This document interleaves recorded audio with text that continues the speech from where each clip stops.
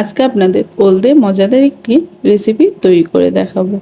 ওল যারা পছন্দ করেন না খেতে, তারা এভাবে একবার বাড়িতে তৈরি করবেন, থালা ভাত খেয়ে নেবে। তবে চলুন রেসিপিতে চলে যাই। এই জন্য এখানে আমি ওলের খোসা ভালো করে ছাড়িয়ে নিয়ে চারকোনা করে কেটে নিয়েছি। আমি একটু ছোট ছোট করেই কিন্তু ওলগুলো কেটে নিয়েছি।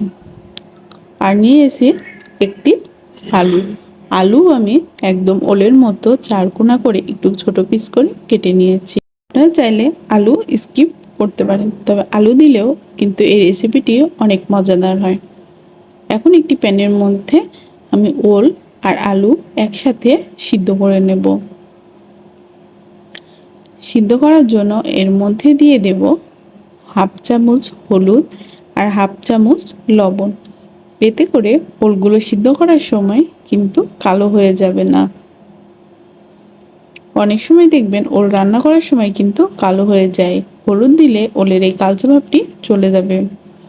অনেকে আছে ওল খেতে পছন্দ করে কিন্তু গলা চুলকানো বা ধরার জন্য ওল খেতে পারে না।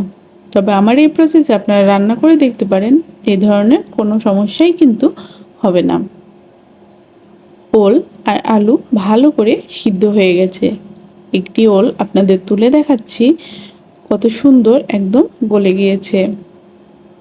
আপনারা চাইলে এই সিদ্ধ কাজটি প্রেসার কুকারেও করে নিতে পারেন, বা আপনাদের সাইজ অনুসারে ওলকে বড় ছোট পিস করেও কেটে নিতে পারেন। এখন একটি প্যানের মধ্যে আমি 2 চামচ তেল গরম করে তাতে ফোড়নে দিয়ে নিচ্ছি 2টি শুকনো মরিচ। এই রেসিপিটি রান্না করার জন্য কিন্তু বেশি পরিমাণে তেলের প্রয়োজন হয় না। শুকনো মরিচগুলো একটু ভাজা হয়ে গেলে এর মধ্যে আরও ফোড়নে দিয়ে নেব 2টি দারুচিনি আর একটি এলাচ। কিছুক্ষণ ভেজে নিয়ে দিয়ে নিলাম হাফ চামচ জিরা। জিরা একটু ভাজা হয়ে গেলেই দিয়ে নেব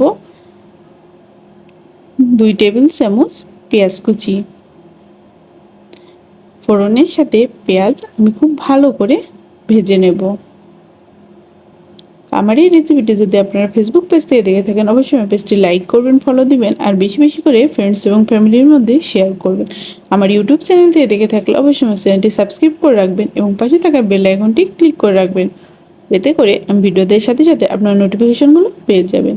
কথা বলতে বলতে দিয়ে নিয়েছি হাফ চামচ রসুন বাটা। রসুন আর পেঁয়াজ ভালো করে আমি কিছুক্ষণ ভেজে নেব। ভালো করে ভাজা হয়ে গেলে এখন দিয়ে নিচ্ছি আগে থেকে সিদ্ধ করে রাখা ওল আর আলু। এগুলো পেঁয়াজ আর রসুন বাটার সাথে আমি কিছুক্ষণ ভেজে নেব। আমি এই পুরো রান্না মিডিয়াম আঁচে করে নিচ্ছি। আগেকার দিনে এই রেসিপিগুলো কিন্তু অনেক পছন্দের ছিল। এখন দিয়ে নিলাম আরও হাফ চামচ হলুদ গুঁড়ো। হলুদ দিয়ে কিছুক্ষণ আলু আর ওলকে ভেজে নিচ্ছি। আপনারা চাইলে এখানে মশলা কষিয়েও এই প্রসেসে এই রেসিপিটি তৈরি করতে পারেন। এখন দিয়ে নিব বাকি মশলাগুলো। 1 চামচ লাল মরিচের গুঁড়ো, হাফ চামচ ধনিয়া গুঁড়ো, 1 চামচ আদা জিরা বাটা। সব মশলা দিয়ে ওলের আর আলুর সাথে আমি ভালো করে মিশিয়ে নিচ্ছি।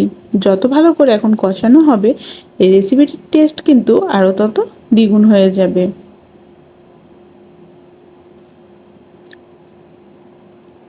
আমি পুরো রেসিপির উপকরণ ডেসক্রিপশনে দিয়ে রাখবো, আপনারা চাইলে সেখান থেকে দেখে নিতে পারেন।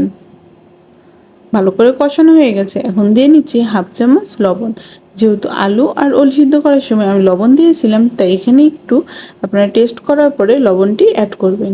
আর দিয়ে নিলাম হাফ কাপ জল। এতে করে মশলাগুলো পুড়ে যাওয়ার সম্ভাবনা থাকবে না এবং কষানো কিন্তু অনেক ভালো হবে। আশা করি আজকের এই রেসিপিটি আপনাদের ভালো লাগবে। আপনারা একবার হলেও বাড়িতে ট্রাই করে দেখবেন। আপনাদের কাছে কেমন লেগেছে আমাকে কমেন্টে জানাবেন। আর কোনো রেসিপি যদি আপনাদের রেকমেন্ডেশন থাকে অবশ্যই আমাকে কমেন্ট করেন। আমি চেষ্টা করব সেই রেসিপিটি আপনাদের তৈরি করে দেখানোর জন্য। আমি কিছুক্ষণ ঢেকে রান্না করে নিয়েছি এবং জল কিন্তু প্রায় টেনে এসেছে। রেসিপিটি টেস্ট বাড়ানোর জন্য এখানে আমি 1 চামচ চিনি দিয়েছি। চিনি ভালো করে আমি মিশিয়ে নিচ্ছি। আমার রেসিপিটি প্রায় কিন্তু তৈরি হয়ে গেছে। এখন দিয়ে নেব 1 চামচ গরম মশলা বাটা। গরম মশলা বাটা দিলে এই রেসিপিটি কিন্তু আরও দ্বিগুণ মজাদার হয়ে যায়। ভালো করে মিশিয়ে নিয়ে দিয়ে নিচ্ছি 1 চামচ ভাজা জিরার গুঁড়ো। একদম পারফেক্টভাবে আমার ওল আর আলু দিয়ে ওলের ডালনা তৈরি হয়ে গেছে। যারা ওল একদমই পছন্দ করে না তারা অবশ্যই এইভাবে একবার বাড়িতে ট্রাই করবেন। এখন আমি কিছুক্ষণ ঢেকে রেখে দেব।